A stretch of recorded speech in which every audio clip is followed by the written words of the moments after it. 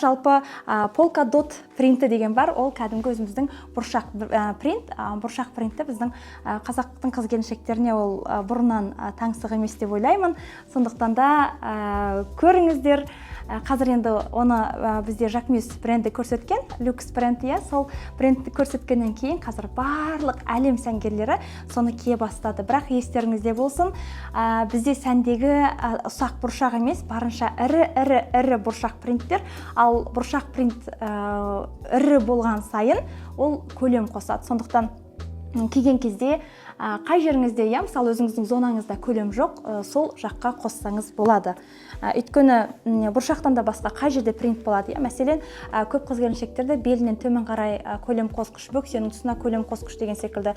Сондықтан да сіз егерде иығыңыз нәзік жұқа болатын болса, бұршақ принтті блузканы үстіңгі жағыңызға жіберіп, төменгі жаққа барынша коррекциялайтын юбка, шалбар, шорты кисеңіз болады.